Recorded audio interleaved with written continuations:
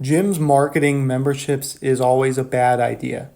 We always say, this is kind of our slogan, that a gym marketing or advertising that they have memberships is like a gas station advertising that they sell gas, right? If you saw a Citgo advertising in the local newspaper or on Facebook that they sell gas, you'd be like, what, why are you advertising gas? It's redundant, it's repetitive. People know that a gas station sells gas. They know that a gym is going to sell some sort of membership to work out there or to be trained there, right? And so when gyms do advertise memberships, it always falls flat. It always fails. They think advertising is a waste of time, and they think also that there's something wrong with their business. They're like, well, nobody wants to come to our gym. What's wrong with us? We suck. And it's not because you suck, it's because your offer sucks.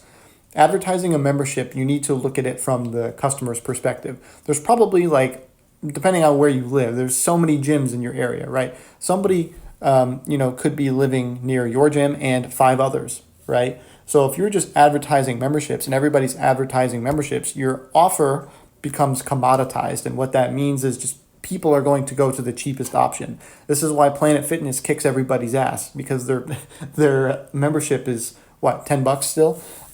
So you need to come up with a better incentive for people to come through your doors. And not only that, the typical gym membership is going to be between like 50 and $100 per month, you give or take. There's more expensive ones, there's less expensive ones. It doesn't really matter. But in order for you to get an ROI on advertising memberships, and the initial transaction that you get from somebody is, let's say, $100, it's going to be very hard to acquire a customer for a brick and mortar business for $100 or less. So you ultimately have to go into the red. You need to lose money in order to get a customer who's only going to pay you $100. And then you will hopefully recoup it, on their membership 2-3 months down the road. Now, there's nothing inherently wrong with that, but it makes scaling very difficult because, gyms have churn, people they leave. So when you're only making $100 on that initial transaction, and let's say you spent $250 to get them, 2.5 months later is when you're really going to break even from that. And by that time, other people have left the gym, so that took a chunk out of your revenue. And so you might break even on this new person, and they might stay even longer, but you're always going to have churn from other people. So this is how gyms, their revenue gets really stagnant, and it's like a real bitch to try and grow, because they're not realizing that it's their marketing and their advertising and their initial transaction that's screwing them up.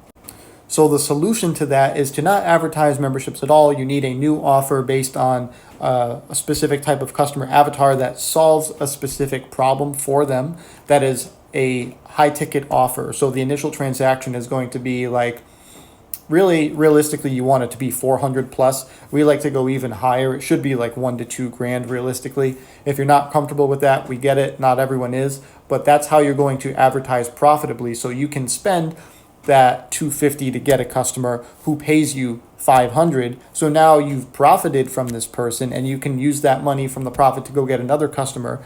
And you're making these big chunks of money on the initial transactions, and they're also becoming a part of your gym. So the memberships now become part of your back end recurring revenue instead of your front end offer, right? So we kind of flip the gym model on its head. So instead of selling people on personal training on the back end, you have a high ticket, really intriguing, valuable offer upfront that you market to people. They get something for free before they jump into the program. So you get them in on a consultation, run them through everything, provide them value, and then you make a good amount of money from them upfront, and they become a member of your gym. So you have that membership revenue recurring, and you've made $500 plus from them on their initial transaction, and they just learned about you a week or two ago.